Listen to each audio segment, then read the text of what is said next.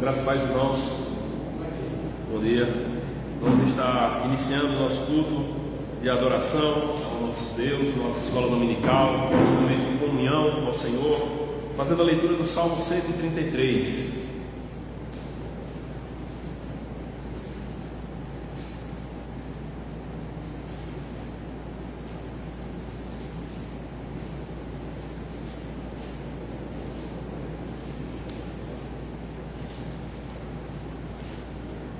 Vamos ficar de pé para fazermos essa leitura.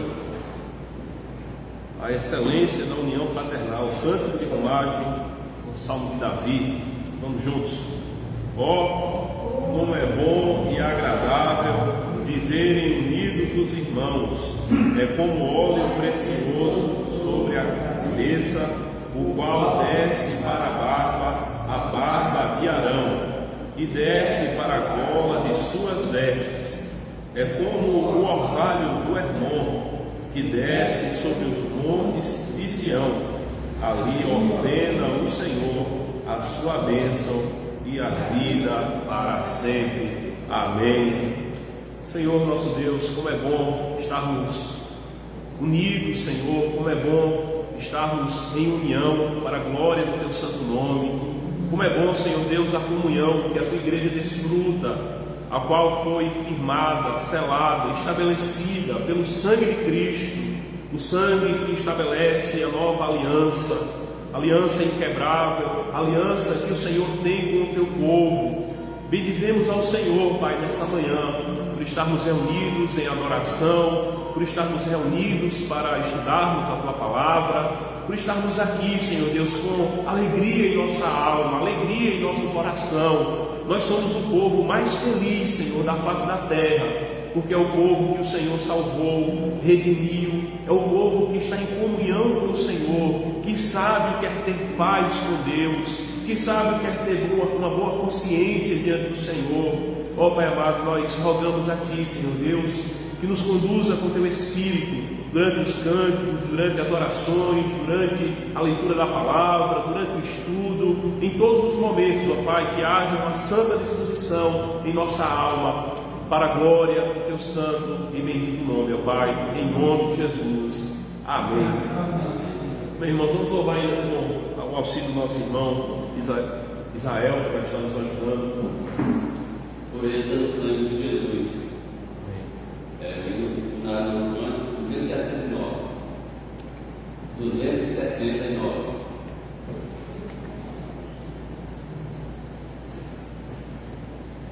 Pureza no sangue de Jesus. Se pudesse colocar de pé, se coloca para louvarmos e bendizermos nosso Deus.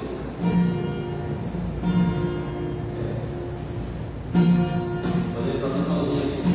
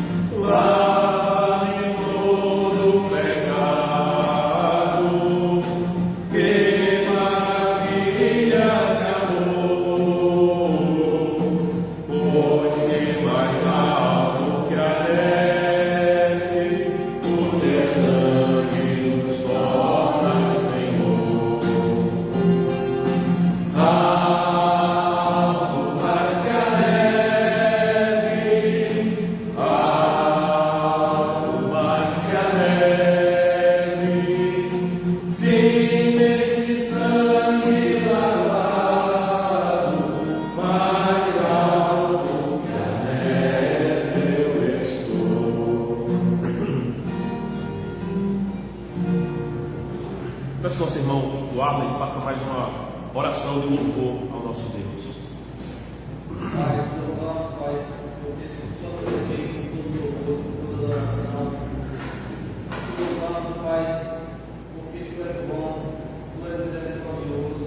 Te agradecemos por mais uma vez estar colocado pelo teu nome, para escoar, de louvor a ti, adorar a ti, Pai, e aprender mais um pouco da tua palavra. Abençoe para todos os trabalhos que estão sendo realizados neste dia, Pai, todos os cultos de louvor e adoração a ti, e Pai, que muitos venham ouvir a tua palavra, e possam tocar o coração dos teus escolhidos neste dia, e venham conhecer o Senhor Jesus Cristo, o único verdadeiro Salvador, e não ao seu lamento. Perdoa os nossos pecados, em nome do Senhor Jesus Cristo, que intercederás por nós. Amém. Amém. Bem, vamos abrir a palavra do Senhor no Salmo de número 2.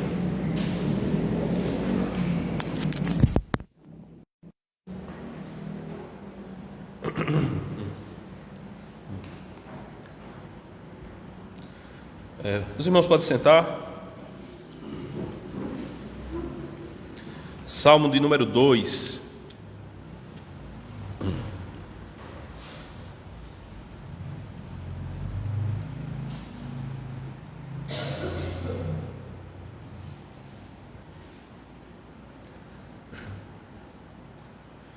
Teremos uma breve reflexão nesse momento, baseados no Salmo número 2. Semana passada, na escola dominical, nós estivemos meditando, pensando um pouco sobre o Salmo 1, que juntamente com o Salmo de número 2, são salmos que nos servem de chave para a compreensão de todo o saltério. O livro dos Salmos, que é um livro dividido em 5 partes. O primeiro livro, que vai do livro 1 ao livro 41, é um livro que traz uma compreensão de confrontação, a nação do povo de Deus contra as nações que não conhecem o Senhor, aqueles que servem a Deus contra aqueles que não servem, o justo contra o ímpio. No livro 2, que compreende os salmos, que vai do 42 ao 72, é um salmo de comunicação, um conjunto de salmos que traz uma ideia de comunicação. Os salmos do 73 ao 79 trazem uma ideia de devastação, quando a nação esteve sob o jugo do Senhor. Os salmos de número 90 ao 106 trazem uma ideia de amadurecimento, de maturação daqueles que estão em adoração ao Senhor. E por fim, o livro 5, que compreende os salmos de número 107 ao número 150, que trazem a ideia de consumação, a consumação de todas as coisas. E é comum nós vermos nesses salmos doxologias, hinos de louvor a Deus, de exaltação a Deus. E voltando à nossa compreensão dos salmos iniciais, que dão a compreensão de todo o saltério, o Salmo 2 ele vai ter esse propósito também, de nos fazer ter uma compreensão adequada do conjunto dos salmos como um todo. E esse salmo diz assim, meus irmãos, Salmo de número 2: Porque se enfureceram os gentios e os povos imaginam coisas vãs, os reis da terra se levantam e os príncipes conspiram contra o Senhor e contra o seu ungido, dizendo: rompamos os seus laços e sacudamos de nós as suas algemas. Ri-se aquele que habita nos céus, o Senhor zomba deles. Na sua ira e no seu furor hás de lhes falar, e no seu furor os confundirá. Eu, porém, constituí o meu rei sobre o meu santo monte Sião. Proclamarei o decreto do Senhor. Ele me disse: tu és meu filho, eu hoje te gerei. Pede-me e eu te darei as nações por herança, e as extremidades da terra por tua possessão. Com vara de ferro as regerás, e as despedaçarás como vaso de oleiro. Agora, pois, ó reis, sede prudentes, deixai-vos advertir, juízes da terra. Servi ao Senhor com temor e alegrai-vos nele com tremor. Beijai o filho para que não se irrite e não pereçais no caminho, porque dentro em pouco lhe inflamará a ira. Bem-aventurados todos os que nele se refugiam. Amém. Senhor, nós rogamos a tua bênção mais uma vez, nesse momento em que estaremos nos alimentando com a tua palavra. Que o Senhor nos edifique, nos vivifique e nos conduza em nossa mente, de modo a que teu nome seja exaltado, ó Pai, em nome de Jesus. Amém. Amém, meus irmãos. Aqui nós vemos a ira das nações, daqueles que não conhecem a Deus, se levantando contra o Senhor. No Salmo 1 nós vemos o contraste do homem que serve a Deus, do homem que é bem-aventurado, que é mais do que feliz, que é justamente o homem que está na aliança com o Senhor. E aqui nós vemos o contraste deste homem com aqueles que não são bem-aventurados, o contraste daqueles que servem a Deus, que estão na aliança com o Senhor, e aqueles que não estão na aliança com o Senhor. Enquanto o deleite do homem bem-aventurado é meditar na lei do Senhor, é estar unido ao Senhor, é andar nos caminhos do Senhor, aqueles que não são bem-aventurados são aqueles que se enfurecem contra o Senhor, aqueles que são descritos aqui, dizendo que se enfurecem os gentios e os povos, imaginam coisas vãs, isto é, coisas inúteis no que diz respeito a uma relação harmoniosa com Deus. Eles querem quebrar os laços com o Senhor, eles querem quebrar as algemas com o Senhor, eles não querem se submeter ao governo de Deus, eles não querem se submeter àquilo que Deus estabelece em sua palavra, como sendo os princípios que Ele ordena para a humanidade. Não, os homens eles querem romper os laços com o Senhor, eles querem se completamente, cada vez mais, se distanciarem de Deus. E nisto eles imaginam coisas vãs, eles têm pensamentos perversos, eles têm pensamentos que são de fato vaidades, que são até mesmo nulidades. Eles imaginam coisas vãs, e aqueles que governam as nações, os reis da terra, eles se levantam e conspiram contra o Senhor e contra o seu ungido. Eles estão em atrito com o Senhor, eles estão em um combate, de certa forma, eles estão lutando contra o Senhor, eles não querem se submeter ao governo de Deus, e por isso eles se levantam contra o Senhor. E ele diz: vamos sacudir as algemas de Deus, nós não vamos se submeter aos seus decretos, nós não vamos nos submeter àquele que ele determinou como sendo o seu ungido, nós não vamos nos submeter à sua palavra. Nós vamos fazer tão somente aquilo que dá na nossa mente, aquilo que vem do nosso próprio coração. Nós vamos nos guiar segundo as paixões da nossa carne, nós vamos nos guiar segundo as nossas concupiscências, nós vamos nos guiar movidos pelas nossas cobiças do nosso coração. É assim, meus irmãos, que nós podemos compreender este salmo. Os homens se levantando contra o Senhor, os homens se levantando com a sua fúria contra aquele que é o Senhor de todo o universo. É interessante porque a criação, o Senhor mesmo, Ele chama as estrelas pelo seu nome, Ele dá ordem aos ventos e eles lhe obedecem, como está escrito, os ventos procelosos lhe executam a sua voz. A criação se rende diante do Criador, mas aqueles que foram feitos à imagem de Deus, por terem caído em pecado, se levantam contra o Senhor e diz: vamos sacudir de nós as suas algemas, vamos nos libertar desse Senhor. Porém, meus irmãos, algo interessante acontece dos versículos 4 ao 6. O Senhor, Ele se ri daqueles revoltosos. O Senhor zomba desses homens que agem dessa forma, que pensam que podem fazer alguma coisa em relação àquele que é o Criador do universo, que pensam que de alguma forma podem de fato se livrar do domínio de Deus, que se estende sobre todas as coisas, o governo de Deus que se estende sobre todas as esferas das relações humanas, e que se não fosse o Senhor, nós todas as nações já haveríamos perecido, deixaríamos de existir. Ri-se aquele que habita no céu, o Senhor zomba deles. Quem é um homem para contender com o Senhor? O homem não é absolutamente nada diante daquele perante o qual as nações são como que uma gota d'água. As nações são consideradas como coisa muito pequena diante daquele que é o Senhor do universo. Ele criou não apenas este mundo, mas criou tudo aquilo que nós compreendemos como sendo galáxias, estrelas, universos. O Senhor criou todas as coisas.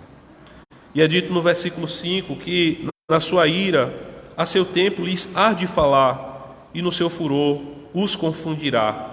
Haverá um tempo de juízo de Deus e de ira, contra aqueles que são facciosos, aqueles que se levantam com ira, aqueles que são irreligiosos, aqueles que detêm a verdade de Deus em injustiça, aqueles que não andam segundo aquilo que Deus exige do homem, segundo a sua palavra. E é interessante porque os homens, quando nós estamos falando do amor de Deus, da graça de Deus, da misericórdia de Deus, os homens são prontos em ouvir, eles querem ouvir, eles até puxam conversa, eles querem abrir mais o diálogo quando nós estamos falando acerca das misericórdias de Deus, da graça de Deus. Mas quando nós chegamos de um ponto desse, as pessoas querem dar uma pausa na conversa, querem encerrar a conversa. Quem sabe aqueles que nos acompanham no Facebook, de repente agora estão querendo fechar o Facebook, porque chegamos nesse ponto em que fala da ira de Deus, a qual é uma realidade. Mas os homens querem se auto-enganar. Eles fazem aquilo que é dito no início do Salmo. Eles imaginam coisas vãs. Eles imaginam que Deus não haverá de manifestar a sua justiça. Eles criam um ídolo na mente que é apenas amor, um Deus quebrado, um Deus que está esfacelado, um Deus que não é justiça, mas que é apenas amor. Quando aquele que nós conhecemos das Sagradas Escrituras, irmãos, ele é aquele que ama com amor perfeito e eterno aqueles a quem ele mesmo quer manifestar o seu amor. Mas esse Deus também é um Deus que manifesta a sua ira, a sua justiça contra toda injustiça e impiedade dos homens, que detêm a verdade em mentira, que adoram a criatura em vez do Criador, como diz lá em Romanos capítulo 1. O Senhor é aquele que manifesta a sua ira e que haverá de manifestar no tempo devido e falar a estes homens e manifestar a sua ira julgando os homens com justiça e os povos com equidade. Na sua ira, a seu tempo, lhes há de falar. No seu furor os confundirá. Ficarão completamente perplexos aqueles que imaginam coisas vãs. Às vezes as falácias são tantas e os argumentos filosóficos que alguns conseguem são tão rebuscados e tão difíceis de compreendermos, que parecem que eles ganham muitas vezes os debates, no que diz respeito aos debates públicos e debates na vida cotidiana. Às vezes nós estamos debatendo com alguma pessoa que se levanta contra aquilo que a palavra de Deus exige de nós, mas aqui está dito que o Senhor há de confundir estes homens, o Senhor há de lhes falar. Haverá um dia em que o Senhor manifestará plenamente o seu reino sobre essa terra, e esses homens ficarão confundidos. Aqueles que dizem que não existe apenas um único Deus, mas que todos os deuses são deuses verdadeiros, quando nós cristãos sabemos que existe apenas um único Deus, o Deus vivo e verdadeiro, aquele que se revelou ao homem e aquele a qual nós conhecemos pela sua graça. E tantas outras situações as quais eles levantam contra o Senhor. No versículo 6 diz: eu, porém, constituí o meu rei sobre o meu santo monte de Sião. Este rei, meus irmãos, que é apontado aqui, é aquele que se cumpre em Cristo Jesus, o rei verdadeiro, ungido do Senhor, o Messias, aquele que foi estabelecido sobre o monte santo de Sião, é o Senhor Jesus Cristo, aquele que já governa espiritualmente. O seu reino já está entre nós. Sobre ele é dito: proclamarei o decreto do Senhor. Ele me disse: tu és meu filho, eu hoje te gerei. Ele é aquele que é eternamente gerado do Pai. Ele é Deus de Deus, luz de luz, verdadeiro Deus de verdadeiro Deus. O Senhor Jesus Cristo, que o Senhor lhe deu autoridade, é o Filho do Deus vivo. Ele é o Senhor da igreja, Ele é o Senhor de todas as coisas. Versículo 8: pede-me, eu te darei as nações por herança e as extremidades da terra por tua possessão. Com vara de ferro as regerás e as despedaçarás como vaso de oleiro.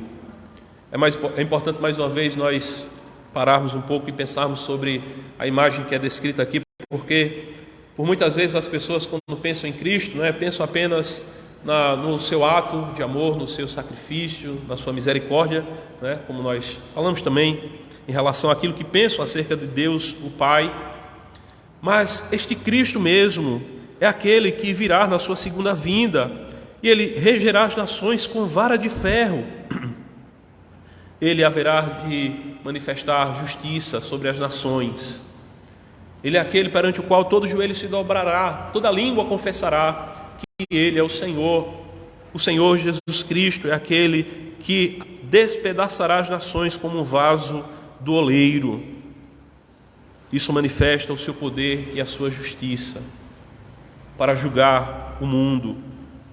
Agora, pois, uma advertência dos versos 10 ao 12.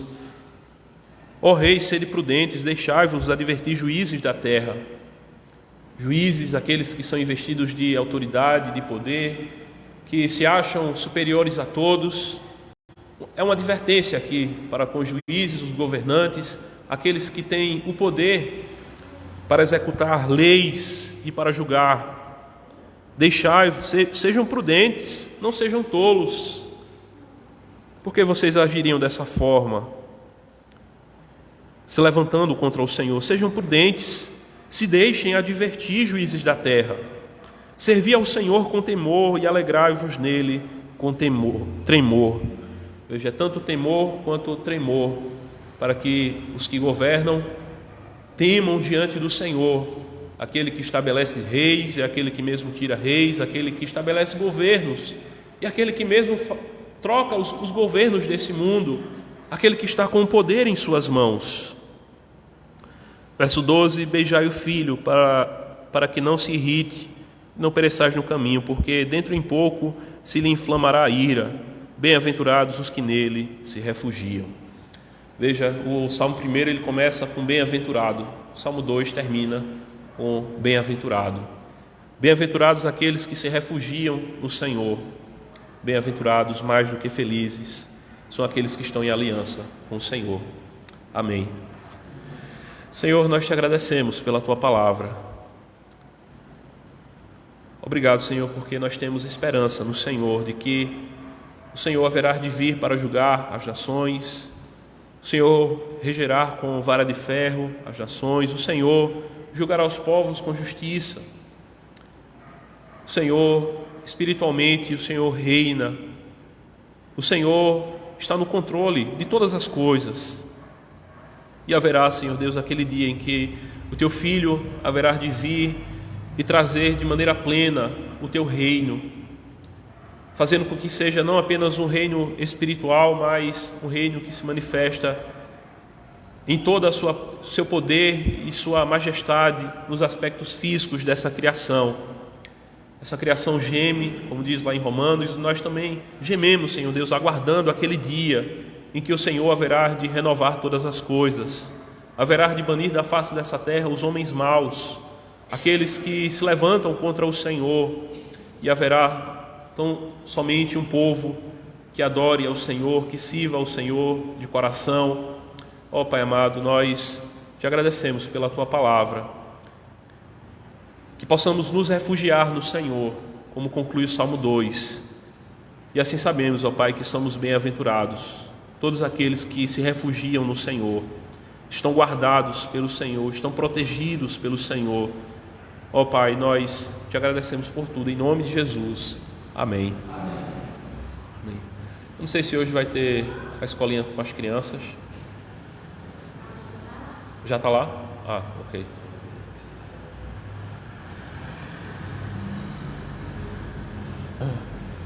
Como os irmãos já sabem, nós estaremos dando continuidade hoje à nossa sequência de estudos no Sermão do Monte. Semana passada nós estudamos sobre os pobres de espírito, bem-aventurados os pobres de espírito, os humildes de espírito. E hoje nós estaremos dando continuidade, pensando um pouco sobre a bem-aventurança daqueles que choram, aqueles que lamentam pelos seus pecados, aqueles que, ao olharem para si mesmo, não veem outra alternativa senão chorar diante do Senhor e clamar para que Deus lhe mude o coração, para que Deus lhe santifique a alma. Então, estaremos abrindo nossas Bíblias em Mateus capítulo 5.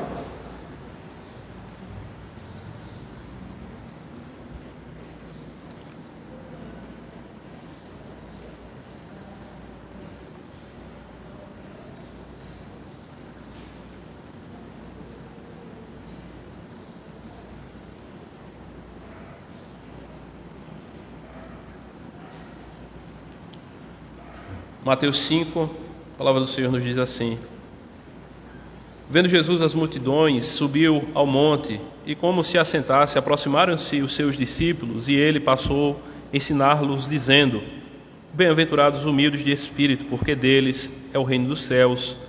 Bem-aventurados os que choram, porque serão consolados.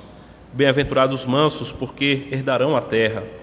Bem-aventurados os que têm fome e sede de justiça, porque serão fartos. Bem-aventurados os misericordiosos, porque alcançarão misericórdia. Bem-aventurados os limpos de coração, porque verão a Deus. Bem-aventurados os pacificadores, porque serão chamados filhos de Deus. Bem-aventurados os perseguidos por causa da justiça, porque deles é o reino dos céus. Bem-aventurados sois quando, por minha causa, vos injuriarem e vos perseguirem, e mentindo disserem todo mal contra vós. Regozijai-vos e exultai, porque é grande o vosso galardão nos céus, pois assim perseguiram aos profetas que vieram antes de vós. Amém. Como nós falamos, irmãos, semana passada nós demos uma breve introdução acerca do que são as bem-aventuranças, e só recapitulando algumas questões que são importantes. As bem-aventuranças, elas são algo que é para todo crente, e todo crente deve buscar ansiosamente viver todas as bem-aventuranças.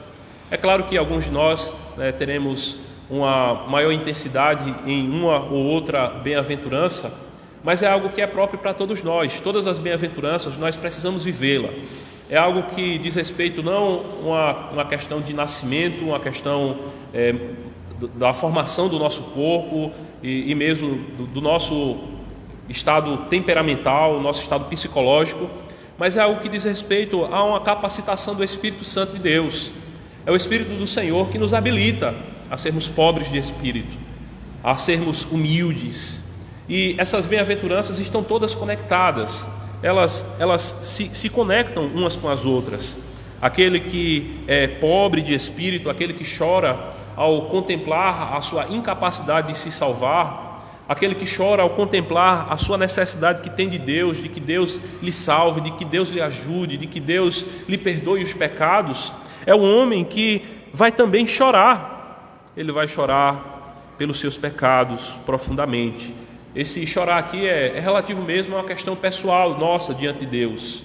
É um chorar que é apresentado nas Sagradas Escrituras, se nós formos ver junto com alguns outros textos, que a palavra chorar aqui é a mesma palavra que é utilizada lá em Gênesis, quando Jacó ele chora a morte de José.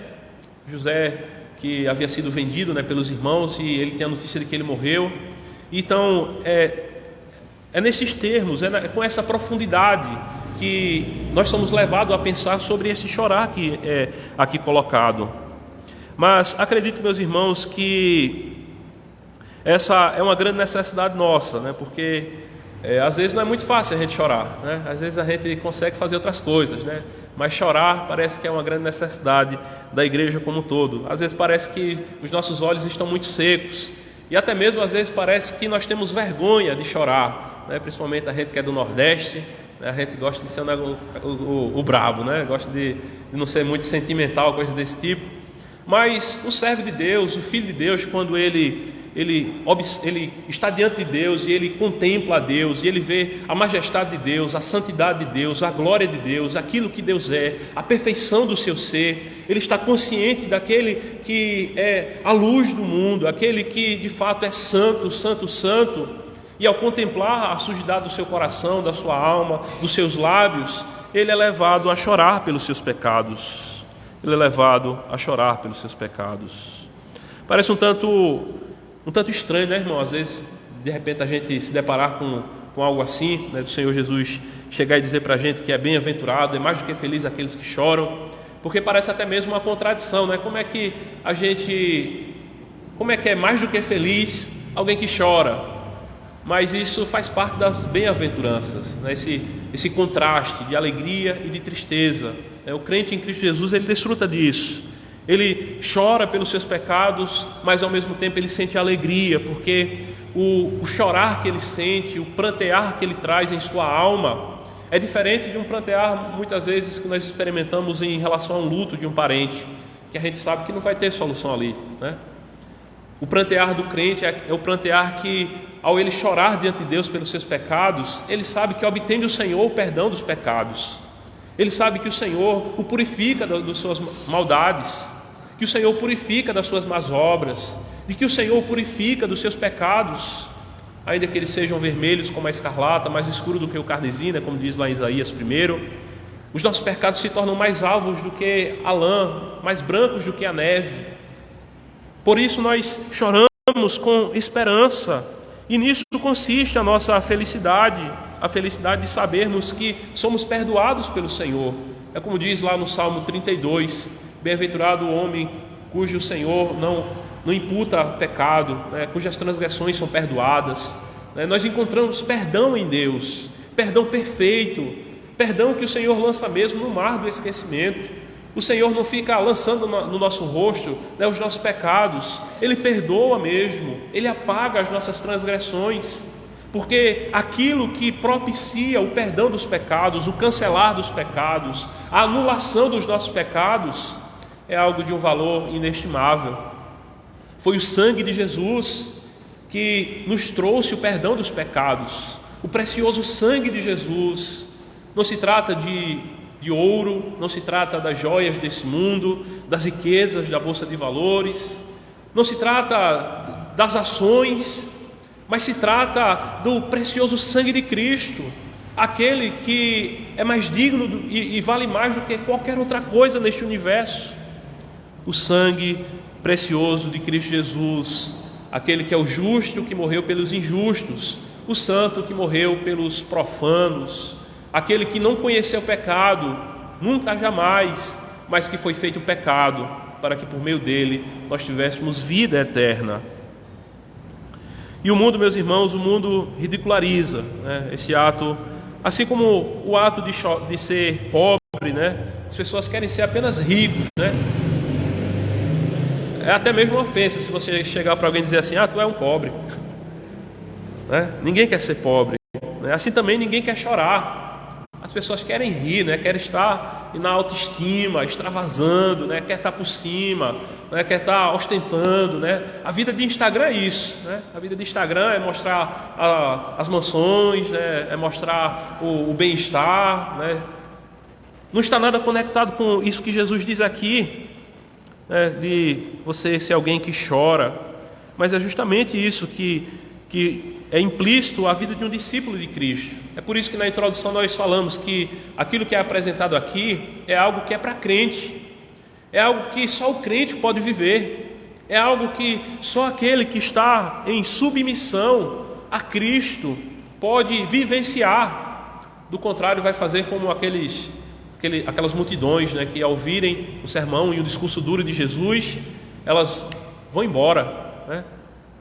Eles dizem, né? Duro é esse discurso, não dá pra gente não, né? A gente não, infelizmente aí Jesus é um cara bacana, legal, a gente está aprendendo aí algumas coisas aí contigo, mas a gente vai cair fora, porque esse discurso que você está dizendo aí é duro, né? Então, o Sermão do Monte todo vai consistir basicamente nisso também. É algo que não é fácil de ouvir, principalmente porque vai chocar com aquilo que o mundo apresenta. Em diversos aspectos, em diversos momentos, nós vamos nos deparar com essa realidade daquilo que é apresentado no Sermão do Monte.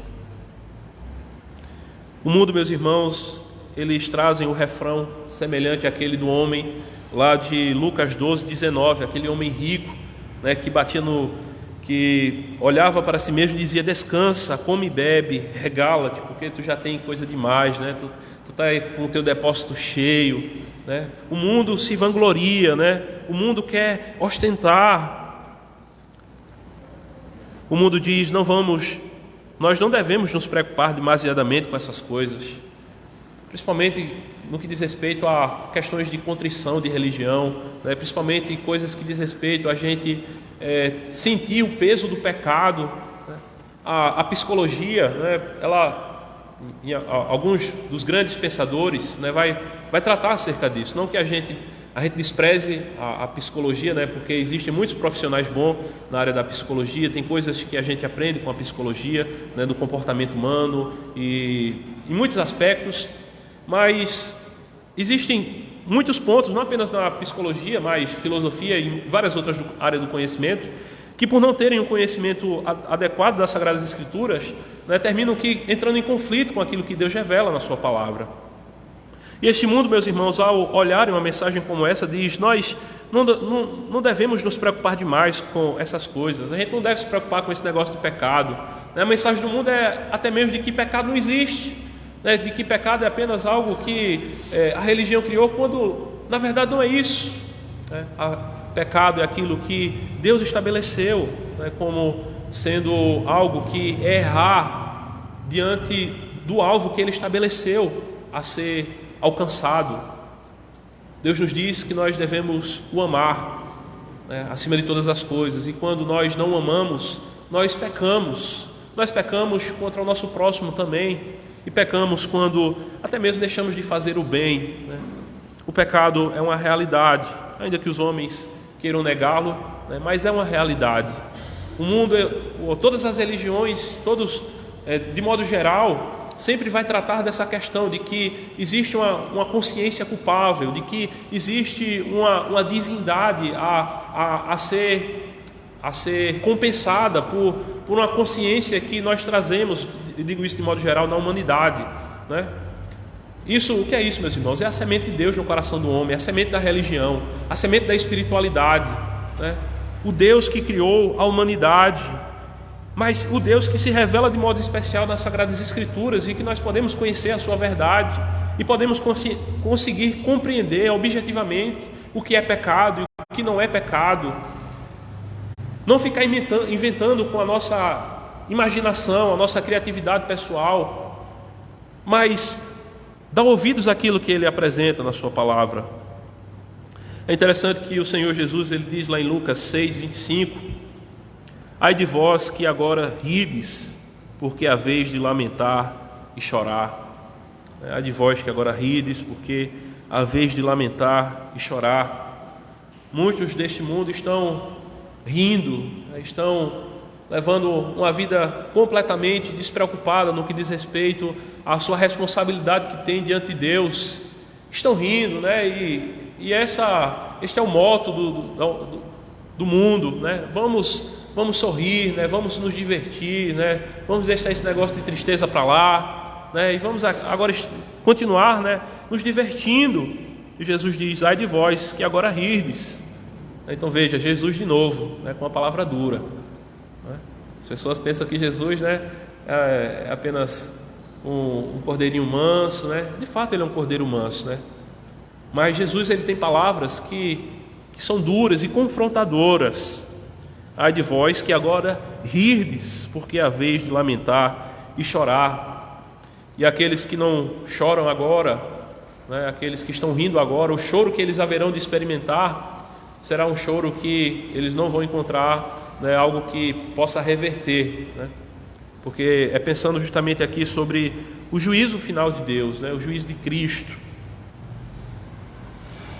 A tristeza, meus irmãos, segundo Deus, ela produz arrependimento, como está escrito lá em 2 Coríntios 7:10. O mundo também tem um tipo de tristeza.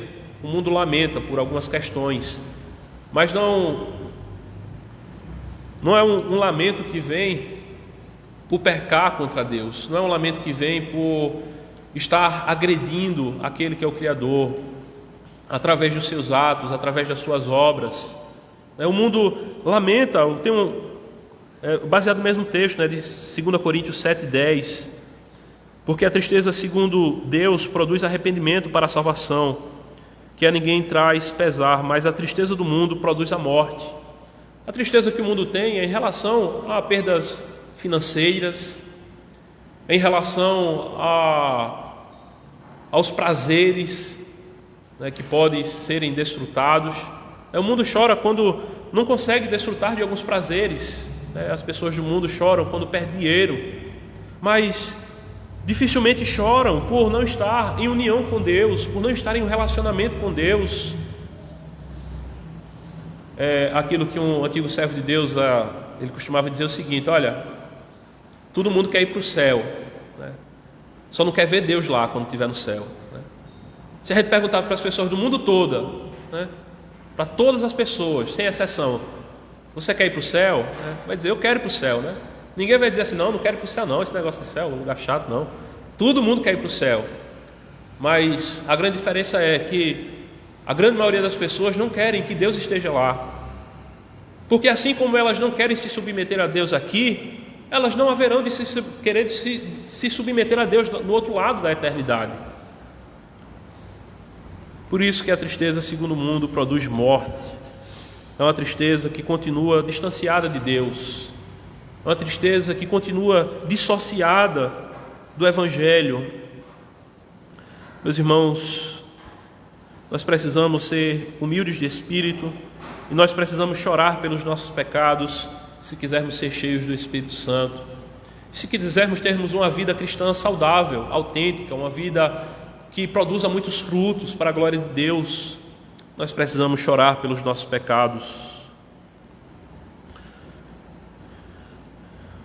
Como eu já falei, a palavra que Jesus usa aqui para se referir a este chorar, a esse pranto, é a mesma que Jacó, é utilizada por Jacó lá em Gênesis 37, versículo 35.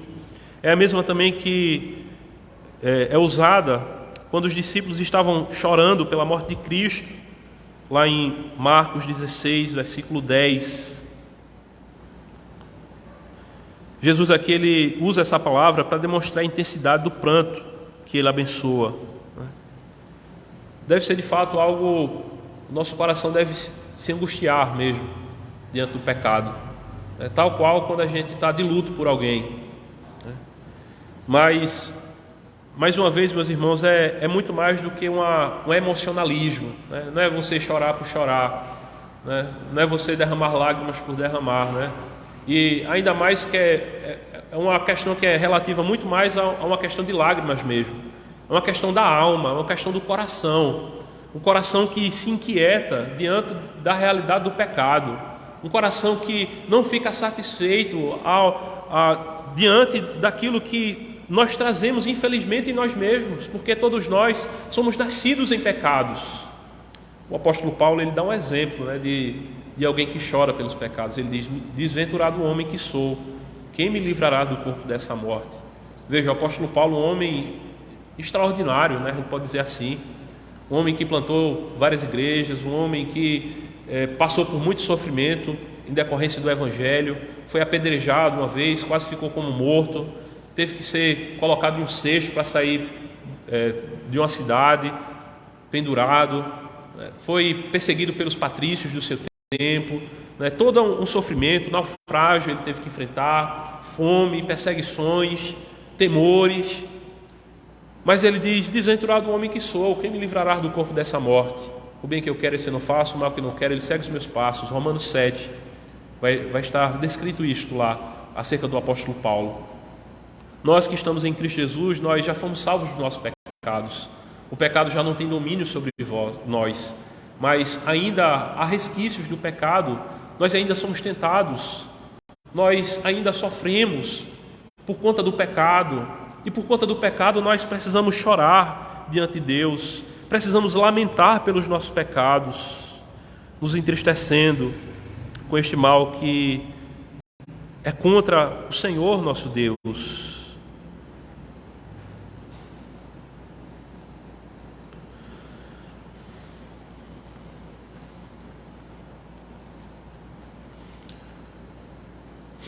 Nós precisamos chorar em relação a nós mesmos, e precisamos chorar também quando nós vemos o pecado de outros também, né?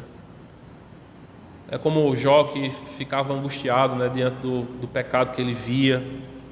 E o texto de Coríntios também nos faz pensar sobre isso, 1 Coríntios 5:2. E contudo andais vós ensoberbecidos e não chegastes a lamentar, para que fosse tirado de vosso meio quem tamanho traje praticou.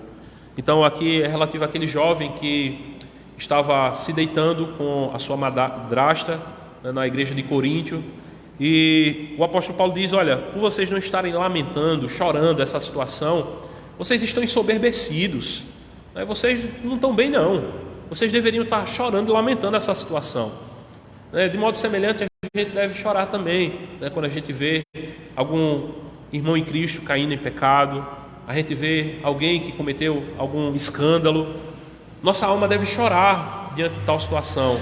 Nós não devemos simplesmente ficarmos indiferentes ou simplesmente ficarmos, né, chateados com a situação, mas antes de tudo devemos prantear, né? Devemos lamentar a situação, dizer: meu Deus do céu, tenha misericórdia dessa situação, que coisa terrível, né? Que afronta o teu santo nome.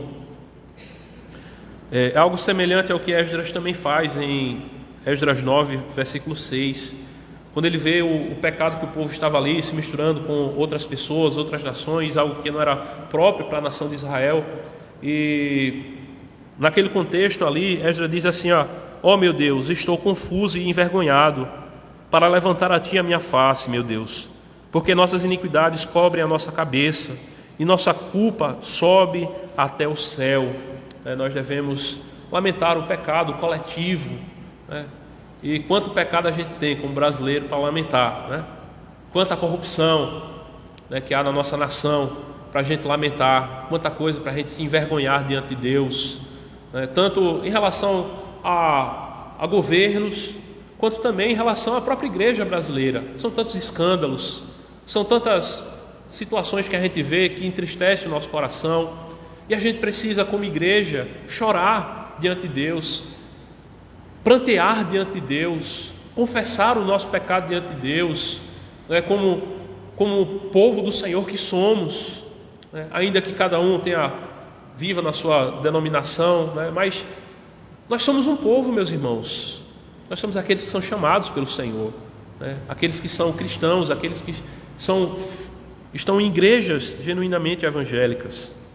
Nós precisamos orar a Deus, clamar, semelhante a estar confuso e que chora e confessa as iniquidades que sobem até a cabeça. Em Tiago 4,8 diz assim: achegai-vos a Deus e Ele se achegará a vós outros, purificai as mãos, pecadores, e vós cantai e chorai. Converta-se o vosso riso em pranto e a vossa alegria em tristeza. Humilhai-vos na presença do Senhor e Ele vos exaltará. Ele vos exaltará. E em que sentido, meus irmãos, o crente ele encontra felicidade, né? Quando ele chora pelos seus pecados. Mais uma vez, ao estar diante de Deus. E diante de Deus nós somos perdoados. Diante do Senhor nós encontramos o perdão dos nossos pecados. Nós não devemos apresentar, né, uma autojustificativa para os nossos pecados pelos quais nós choramos. Dizer: ó Senhor, eu pequei de novo, não foi aquele pecado, mas o Senhor sabe, né, Senhor? A carne é fraca, né? Tem muito crente que gosta de usar essa desculpa, né? A carne é fraca, a carne é fraca, a carne é fraca, né? Mas nós devemos lamentar sem buscar justificativas, sem querer nos auto-justificar, dizer: ah Senhor, eu fiz esse pecado, né? Eu fui grosseiro com fulano, né? Mas o Senhor viu, né? O que é que fulano fez, né? Não é por esse caminho de uma auto-justificação, né? Não é querer amenizar a situação, não. É a gente olhar para a gente mesmo e dizer: Senhor, né, miserável homem que sou. É olhar para a gente mesmo e dizer: Senhor, né, eu não sou semelhante àquele homem, né, que sobe para orar, né, sobre o fariseu e sobre o publicano, né, e é dito ali no texto que ele sequer tem coragem de levantar os olhos aos céus, né, e dizer, então somente dizia: Senhor, batendo no peito, ser propício a mim, Senhor, ser propício a mim, né? De modo semelhante deve ser este o nosso lamentar diante de Deus, né? Senhor, ser propício a mim, né? Eu sei que algum irmão pode ter causado, nos ferido de alguma forma, né? Mas isso não justifica, né, nós revidarmos da mesma moeda. Não justifica um pecado, não justifica outro pecado. Portanto, a gente precisa chorar e dizer: Senhor, ser propício a mim, miserável pecador.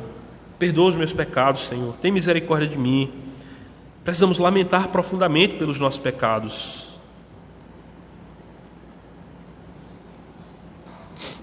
Um outro exemplo que a gente pode pensar sobre alguém que chora pelos pecados é o Salmo 51. Quando Davi, ali ele é surpreendido, né? É o registro de quando Davi é surpreendido por Natã, diante do pecado que ele comete, absurdo, né? pecado de matar Urias, de se deitar com a mulher dele, de tentar encobrir a situação, né? Ocultar os seus pecados. E ali nós vemos um lamento de Davi, né? Nós vemos ali registrado o choro da sua alma, né? De alguém que confessa o seu pecado diante do Senhor. E como está escrito, né, meus irmãos, aquele que confessa e deixa os seus pecados alcançará misericórdia da parte do Senhor. E é interessante ali como profundamente ali ele expõe os seus pecados diante do Senhor. Ele fala até mesmo do ato de ter nascido em pecado. Ter nascido em pecado. Veja aqui a ordem dos fatores como é, né? Nós somos pecadores não porque cometemos pecados, mas somos pecadores porque nascemos em pecado, né? Faz parte da nossa natureza, né? É uma árvore o fruto que uma árvore dá, né? O que produz esse fruto é aquilo que faz parte da essência da árvore, né? A nossa essência, essencialmente, somos pecadores. E o que Davi faz aqui, meus irmãos, ele inicia dizendo: compadece de mim, ó Deus, segundo a tua benignidade, segundo a multidão das tuas misericórdias, apaga as minhas transgressões. Veja, ele põe em Deus, né, toda a sua esperança de encontrar perdão, né? Não é segundo alguma coisa que há em mim, não é segundo coisas que eu fiz no passado, não é segundo as justiças que eu fiz no passado, né? Ele poderia dizer: Senhor, olha, lembra-te das guerras que eu lutei em teu nome, né? Das vitórias que eu obtive, né? Lembra-te do gigante que eu derrubei, né? Em teu nome. Mas não, ele não se fia naquilo que ele produziu no passado, mas naquilo que está em Deus mesmo. Ele diz: segundo a multidão das tuas misericórdias, apaga as minhas transgressões, lava-me completamente da minha iniquidade, purifica do meu pecado, pois eu conheço as minhas transgressões e o meu pecado está sempre diante de mim. Pequei contra ti somente, e fiz o que é mal perante os teus olhos, de maneira que serás tido por justo no teu falar e puro no teu julgar. Veja, a sua consciência que ele tem é de que ele pecou contra Deus. Os nossos pecados, meus irmãos, ainda que sim, nós, ao praticarmos muito deles, nós estamos pecando contra o nosso próximo, mas no fim, o nosso pecado que cometemos contra o nosso próximo é um pecado contra o próprio Criador. Quando nós pecamos contra o nosso irmão, nós estamos pecando contra Deus. E ele se lembra disso aqui, por isso ele diz, né? Pequei contra ti somente, e fiz o que é mal. Verso 5: nasci na iniquidade, em pecado me concebeu minha mãe. Então ele diz: eis que te comprases na verdade no íntimo, no recôndito fazes conhecer a sabedoria. É a verdade no íntimo, né? O deixar de encobrir pecado, o deixar de querer amenizar a situação ou resolver por si mesmo a situação, né? Como ele quis resolver, encobrindo o seu pecado. Deus, ele quer a verdade. Purifica-me com ensopo, ficarei limpo, lava-me, ficarei mais alvo que a neve. Faz-me ouvir o júbilo e a alegria, para que exultem os ossos que esmagaste. Então veja aqui, né? Bem-aventurados os que choram. Aqui Davi está lamentando, chorando pelo seu pecado, mas veja o que decorre das misericórdias do Senhor, né? A esperança dele é de que o Senhor faça o ouvir o júbilo e a alegria, para que exultem os ossos que esmagaste. Veja, o crente, quando ele peca, como diz lá em Eclesiastes, porque não tem homem nesse mundo que não peque, todo mundo peca, né? Até crente peca também. O que é que acontece, meus irmãos?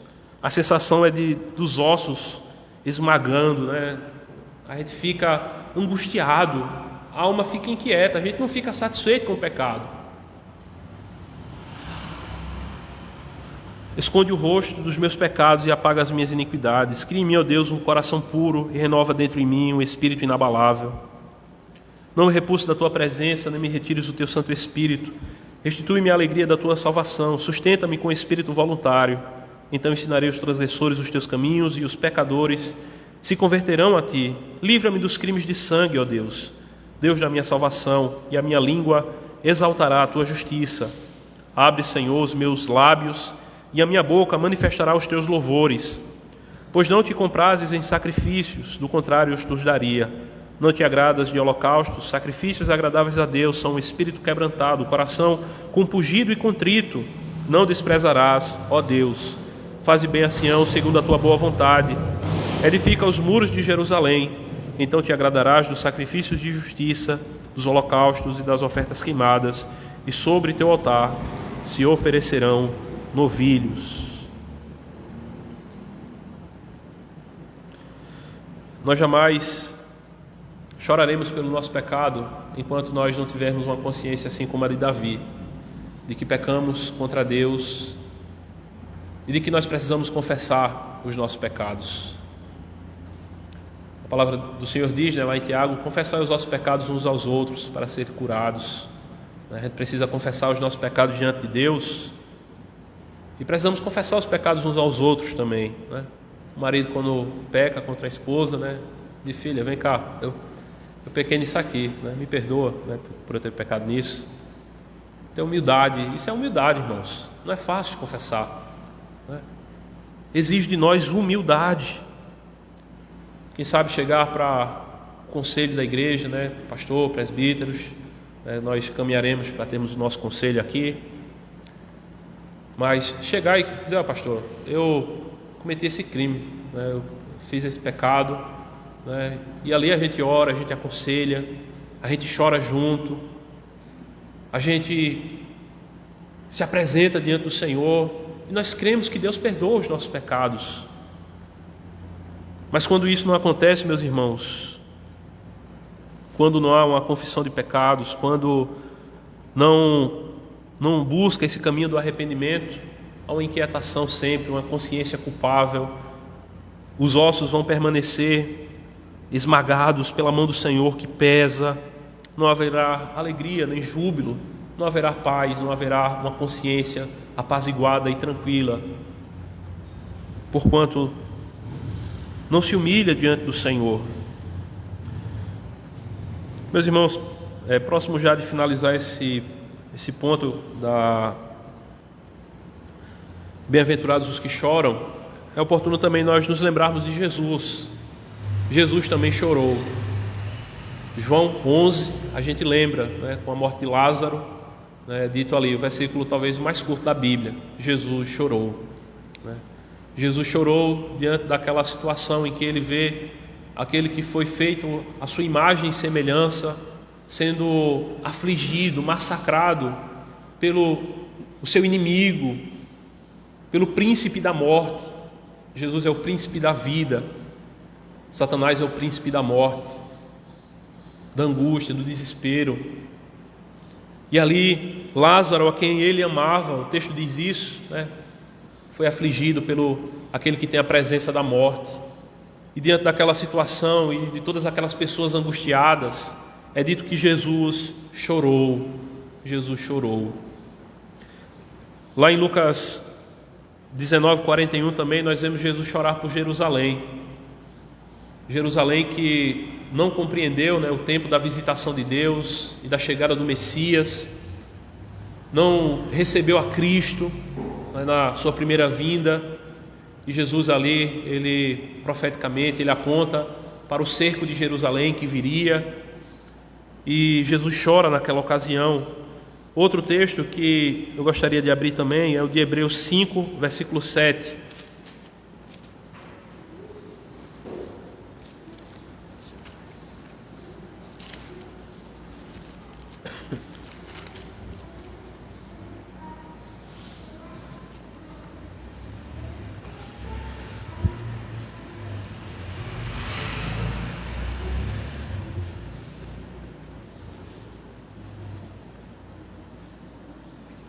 Hebreus 5, 7 diz assim: Ele, Jesus, nos dias da sua carne, tendo oferecido com forte clamor e lágrimas, orações e súplicas a quem o podia livrar da morte, e tendo sido ouvido por causa da sua piedade, embora sendo filho, aprendeu a obediência pelas coisas que sofreu, e tendo sido aperfeiçoado, tornou-se o autor da salvação eterna para todos os que lhe obedecem. Amém. Só até aí. Então, nós vemos Jesus oferecer forte clamor e lágrimas. Nós podemos nos lembrar, né, do Jardim das Oliveiras, Jesus chorando, né? E era profunda a sua angústia ali, que é dito no texto que ele soa como que gotas de sangue, né? De profunda angústia que ele estava sentindo ali. Não era um simples medo de ser afligido, de ser maltratado, dos golpes que ele sofreria em sua face, né? Dos chicotes, dos açoites romanos. Não era algo muito mais profundo do que isso, meus irmãos. Aquilo que estava angustiando a alma do nosso Senhor, o seu coração, para o fazer apresentar clamor e lágrimas e orações e súplicas diante do Senhor, era a realidade do fato de que ele haveria de ser separado do seu Pai ali na cruz, no sentido de separado do seu amor, da comunhão harmoniosa que eles sempre tiveram desde toda a eternidade, porque ali na cruz os nossos pecados foram imputados sobre Cristo. Ali na cruz do Calvário ele foi feito pecado, para que por meio dele nós tivéssemos comunhão com Deus, pudéssemos estar em harmonia com Deus.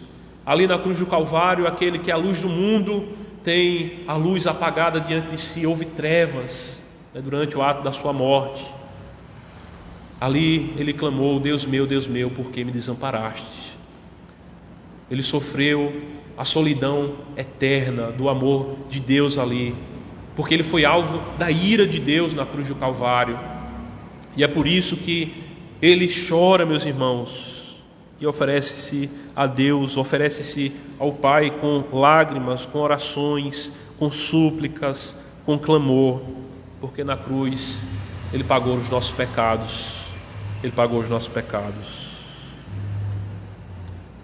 Achei interessante e oportuno as palavras de John Stott, que nos faz ter uma perspectiva moderada acerca da nossa seriedade e do nosso chorar, né, no que diz respeito a esta bem-aventurança. Inclusive nós estamos seguindo, né, um dos materiais que estamos seguindo é o do John Stott, Estudos no Sermão do Monte, Singer Flexon também e Jerry Bridges, são alguns dos livros que a gente está nos guiando nesses estudos. Foi o Martin Lloyd Jones, né, Estudos no Sermão do Monte. Ele diz assim: que tipo de homem é ele? Isto é, este homem que chora pelos seus pecados. Ele é um homem triste, mas não melancólico. É um homem triste, mas não se sente um miserável. É um homem sério, mas não taciturno, isto é, calado. É um homem sóbrio, mas não sombrio. É um homem grave, mas que nunca se mostra frio ou distante.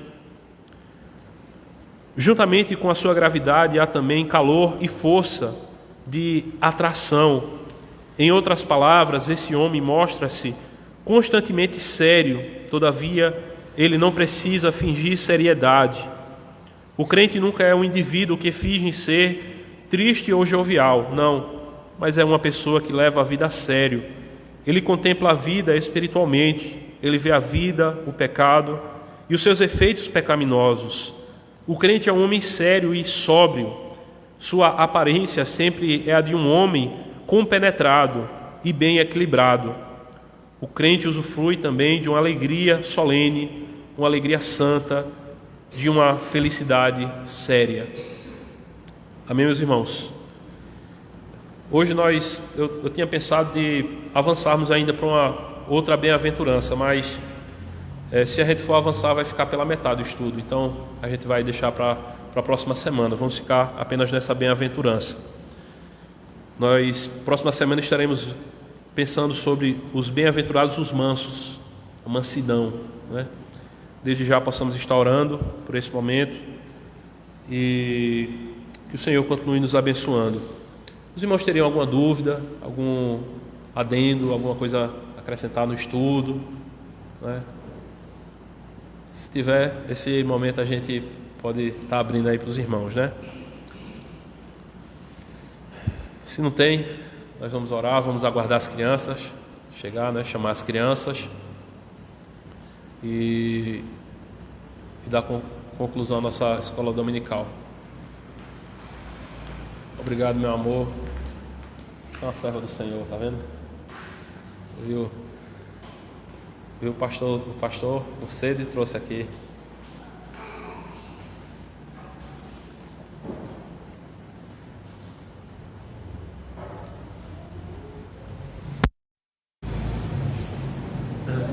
Israel pode orar, agradecendo por esse estudo.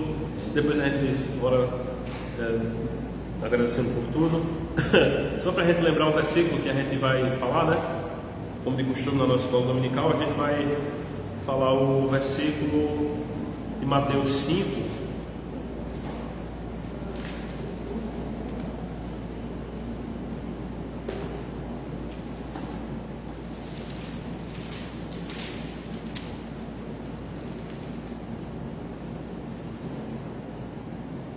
Apenas o versículo 4, Mateus 5, versículo 4.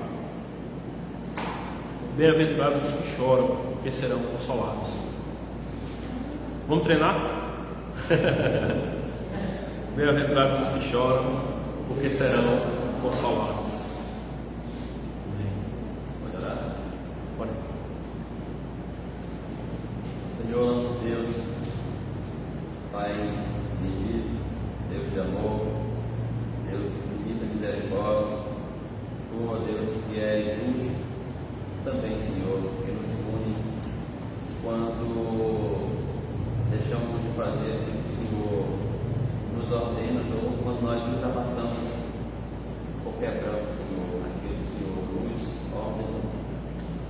Nós queremos agradecer ao Senhor pelo aprendizado de hoje, pela essa bem-aventurança, Deus, os que choram, que nós possamos, ó Pai, quando viermos pecar contra o Senhor, chorar no mais profundo do nosso íntimo, Senhor, lamentar o nosso pecado, reconhecendo a Deus que sem Ti nada somos. O Senhor nos ajude a cada dia, ó Pai, a sermos pessoas melhores no sentido de vivermos para o Senhor, desejo para com as Tuas coisas, Deus, e nós venhamos amar o nosso próximo, como o Senhor assim nos ordena, nos deixa esse mandamento, sem falsidade, sem fingimento.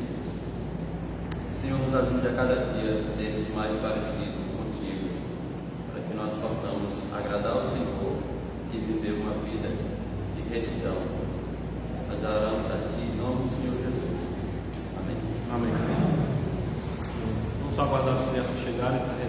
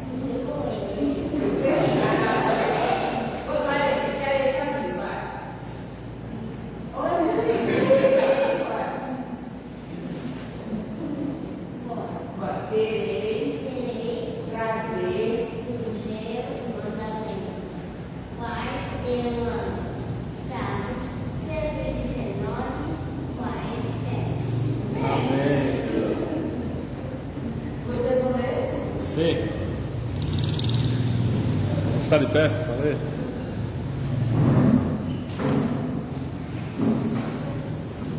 Mateus 5, versículo 4. Bem-aventurados os que choram, porque serão consolados. Amém. 5, 4. Amém. Amém, meus irmãos. Só lembrando que à noite nós teremos Santa Ceia, estaremos pensando em ser edificados no Salmo número 106, queremos receber também. Vamos estar à noite. Existem muitos dos nossos irmãos que não estão presentes por conta das gripes, das viroses, da Covid-19, né? Nossa irmã Fátima, nossa irmã Alessandra, estão com o Covid aí confirmado, fica na suspeita, se caso não. Vai ter que ver esses dias. derivada aí, né? Tem não só a Covid-19, né, mas tem influenza, tem outras gripes aí, né, que surgem, tem a dengue, chikungunya, a zika continua afetando todo mundo também, né? A gente não sabe, mas essa doença aí todinha que a gente pode sofrer com elas, né? Temos irmãos que estão doentes. Vamos continuar orando pelo nosso irmão Gilson, para que Deus recupere a sua saúde também, continuar, dando graças a Deus pelo livramento, de poder estar vivo aí, né? Tendo essa oportunidade, né? Deus ter dado esse livramento ao nosso irmão Gilson, e ele fica feliz, né? O nosso irmão está se recuperando. Eu vou estar orando, irmãos.